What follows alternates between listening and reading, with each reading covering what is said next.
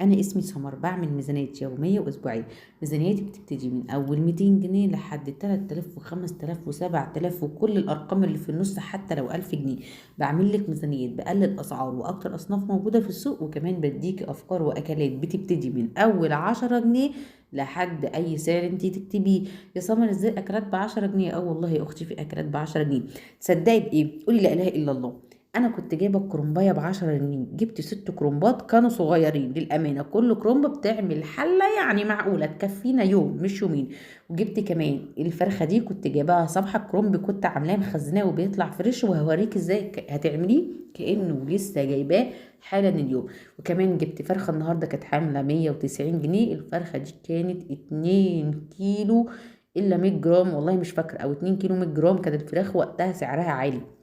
المهم جبت الفرخة وقطعتها 8، بشيل الدبابيس لوحدها والوراك لوحدها والصدور لوحدها والكتف وجزء من الجناح لوحده. هتشوفي حالا، جربي تعملي الطريقة دي، هتلاقي نفسك بتاكلي طول الأسبوع بروتين، حتى لو نص فاكهة، حتى لو نص فرخة، أسفة هتكلم في موضوع الفاكهة بعدين.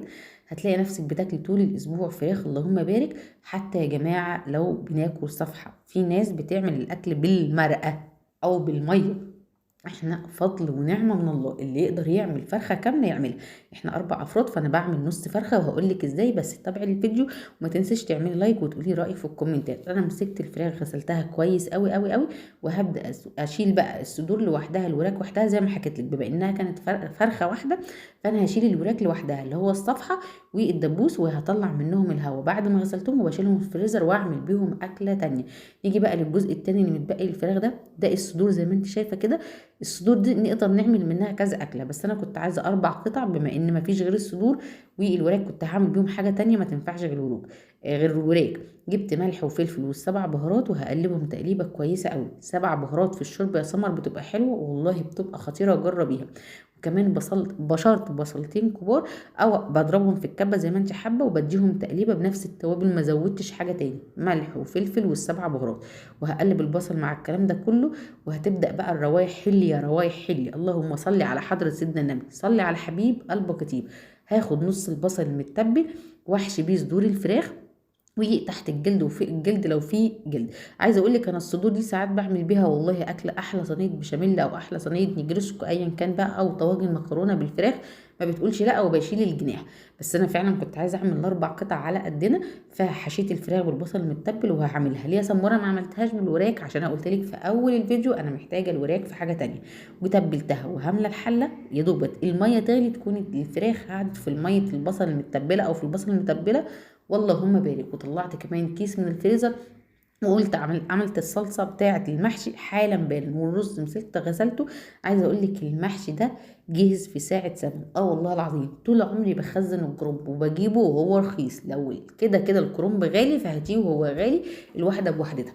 رخيص عرفتي تجيبي الواحده ب10 جنيه زي ما انا بجيب، هاتي واعملي. هنا خدت معلقتين من الصلصه، هقول لك هعمل بيهم ايه، هعمل لك احلى صينيه غدا والله عشان وحشتوني. بس صلي على الحبيب المصطفى، نزلت بالرز ده تقريبا كان كيلو الا ربع رز، وهديله تقليبه. وكمان جبت ب5 جنيه خضرة محشي، الخضرة مفيش احسن منها. بالمناسبة انا كمان خزنت الخضرة وبعملها، ولسه هفضل اخزنها وهتطلع فريش، عشان هي بيجي عليها وقت بتغلى، بالذات في الصيف بتتحرق وما بتستحملش. وهدي الكلام ده كله. عندك صلصة حطي عشان تديها لون وقوام احسن، عندك بابريكا حطي برضو مش هتقول لا. انا كان عندي صلصة فحطيت صلصة، بس في الطبيعي بحط بابريكا والله حلوه واقتصاديه وعلى قد الايد. صلي على الحبيب قلبك طيب. هقلب الكلام ده كله تقليبه حلوه كده، والرز يا دوبت يبدا يشد مع الصلصه والخضره، ريحته تطلع. هبدا الف حله المحشي، مفيش بصي بقى اللهم بارك، لو في فص توم مفيش بعد كده، هلفها وارجع على طول اولع عليها على نار عاليه تبدا تتشرب، هوطي عليها بصي بقى شكل وطعم، اللهم بارك. صلي على الحبيب قلبك طيب.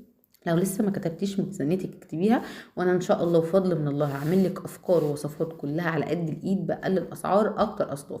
كمان بعمل ميزانيات للفاكهه، ممكن اجيب لك 3 اصناف فاكهه ب 100 جنيه، وساعات بيبقى 4 على حسب الاسعار زي ما قلت لك، بس ب 100 جنيه ما بجيبش بيها اقل من 3 انواع.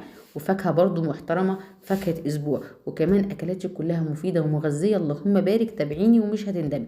انا هنا خلاص سويت المحشي، هوطي عليه هسيبه يكمل سواه، مفيش 10 دقايق اول ما بيتشرب وهيبقى المحشي جاهز. وعامليه معاملة الرز العادي اول ما يبتدي يتشرب كده، كان طعم وريحه حلوه جدا. كمان عملت معاه شويه رز بشعريه. وهقول لك كمان عملت الفراخ بتركة عالمية، لو عجبك لونها وشكلها قوليلي وانا والله ما هبخل عليك.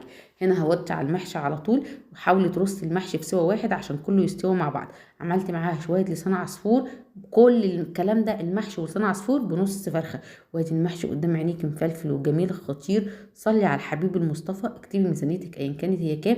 عملت شوية الفراخ نص فرخة اهو، بتتبيلة عالمية بمعلقتين الصلصة وعليها معلقة من الصويا صوص، ودخلتها تحت الشواية. وشمي ودوقي احلى فراخ مشويه، محدش هيصدق ان دي كانت مسلوقه. اكتبي لي ميزانيتك ان كانت هنا كام، وانا ان شاء الله بفضل من الله هبهرك.